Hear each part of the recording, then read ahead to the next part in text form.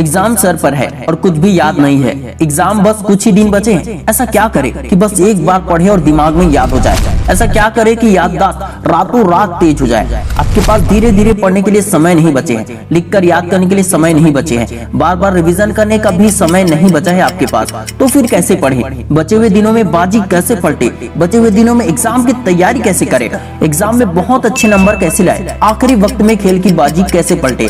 ऐसे कई सारे सवाल होंगे जिसका जवाब इस वीडियो में आपको मिलने वाला है। रातों रात याददाश्त तेज कैसे होगा और एक बार पढ़ा हुआ याद कैसे रहेगा, सब कुछ पता चलेगा आपको। 4 स्पेशल सीक्रेट आपको बताने जा रहा हूँ। नंबर 1, मेरा एक बेस्ट फ्रेंड है, वो एग्जाम देने से पहले हमेशा एक ही बात दोहराता है, मुझे डर लग रहा है, मुझे डर लग रहा है, पता नहीं क्या होगा। और अंत में इसका रिजल्ट हमेशा खराब ही आता है। उसका रिजल्ट इसलिए खराब नहीं आता कि उसने तैयारी अच्छे से नहीं की थी, बल्कि उसका रिजल्ट इसलिए खराब जाता आता है क्योंकि उसके मन में पहले से ही रिजल्ट खराब आने का डर बैठ चुका था। मेरा ये मानना है, जो डर गया समझो रिजल्ट आने से पहले ही वो फेल हो गया।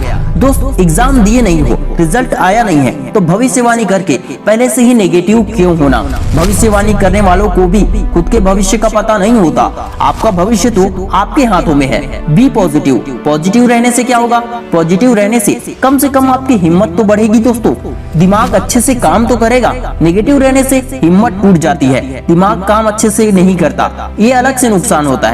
जिस तरह रेस में थके हुए खिलाड़ी को हराना बहुत आसान होता है, उसी तरह एग्जाम में या लाइफ में कहीं पर भी डरे हुए इंसान को और ज्यादा डराना बहुत आसान होता है। डरा हुआ स्टूडेंट न तो अच्छे से पढ़ पाता है और न ही उसके नंबर अच्छे आते हैं, लेकिन जो हमेशा बिंदास और खुश रहता है वो कम मेहनत में भी अच्छा नंबर ला लेता है। कुछ स्टूडेंट अभी सोच रहे होंगे, अरे ये सब तो ठीक है सर, पढ़ने का याद करने का तरीका तो बताओ। तो मेरे प्यारे दोस्तों, अब सुनो और ध्यान से समझो, यहाँ से हर एक पॉइंट बहुत ही जरूरी होने वाला है, तो थोड़ा सा भी स्किप मत करना। भले ही वीडियो की स्पीड को बढ़ाकर देख लेना, क्योंकि याददाश्त तेज करने का तरीका अगले पॉइंट से शुरू होने वाला है। नंबर 2, गहरी नींद से याददाश्त को विकसित करे। उठते ही पढ़े और एक बार में सब कुछ याद होगा।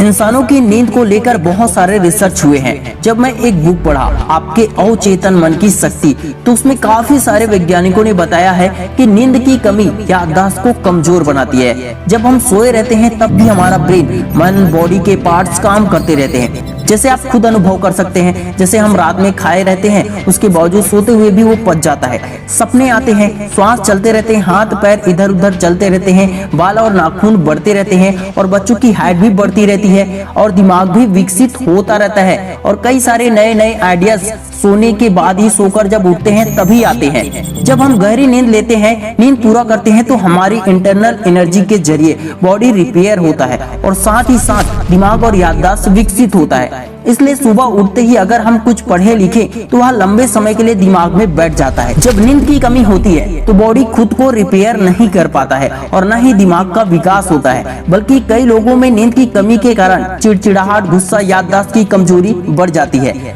मैंने देखा है बहुत से स्टूडेंट की यही दिक्कत है कि पढ़ते वक्त नींद आने लगती है। अगर वे सोते भी हैं तो उनकी नींद गहरी नहीं होती है। गहरी नींद और टेम्पररी नींद में क्या फर्क होता है ये भी जान लो। कई लोग मात्र 4 घंटे सोते हैं, लेकिन उनकी नींद गहरी होती है, इसलिए उठते ही खुद को वो ऊर्जा से भरा हुआ महसूस करते हैं। लेकिन कई लोग 8 घंटे सोकर भी सुस्त और कमजोर महसूस करते हैं। नींद में क्वालिटी होना चाहिए, 8 घंटे 10 घंटे की क्वांटिटी नहीं। बहुत से लोग क्वालिटी वाले नींद नहीं ले पाते हैं। इसका भी कारण है खाने पीने में लापरवाही या फिर सोने से पहले की लापरवाही होती है। मोबाइल को पास में रखकर सोने से और देर तक मोबाइल यूज करने से भी दिमाग पर इसका बहुत बुरा असर पड़ता है, जिसके कारण 8 घंटे सोने के बाद भी आलसी जैसा महसूस होता है। मैं तो मोबाइल दूर रखकर ही सोता हूँ, आपका मुझे पता नहीं है। इतना ध्यान जरूर रखना, अगर नींद में पढ़ाई करोगे तो कितना याद रहेगा, न ही कंसंट्रेशन बनेगा और न ही दिमाग में अच्छे से घुसेगा पढ़ा हुआ। जबरदस्ती नींद में झपकी ले लेकर मत पढ़ो। नींद में जबरदस्ती पढ़ने से केवल समय बर्बाद होगा और दिमाग में कुछ भी याद नहीं रहेगा। नींद पूरा करो और घर पर बोल दो कि मुझे सिर्फ पढ़ना है, डोंट डिस्टर्ब मी। रोज सुबह 4 बजे उठकर पढ़ो, दोपहर में 1 से 2 घंटा सो जाया करो और रात में 9 से 10 बजे तक सो जाया करो, लेकिन 4 बजे उठो जरूर। थैंक यू सो मच दोस्तों, आपने इस वीडियो को यहाँ तक देखा। अब इसके आगे के पॉइंट और भी ज्यादा इम्पोर्टेंट है। अगर आगे के पॉइंट को अच्छे से आप समझ गए तो समझो कुछ दिनों में ही बाजी पलट जाएगी। जिसने भी वीडियो लाइक नहीं किया है वो लाइक जरूर कर देना। नंबर 3, वो करो जो दूसरे नहीं करते हैं। बहुत से स्टूडेंट अभी ट्रिक ढूंढने में लगे होंगे, काश हमें ऐसी कोई जादू की छड़ी मिल जाए कि हम कुछ दिन पढ़कर ही टॉप कर जाएं।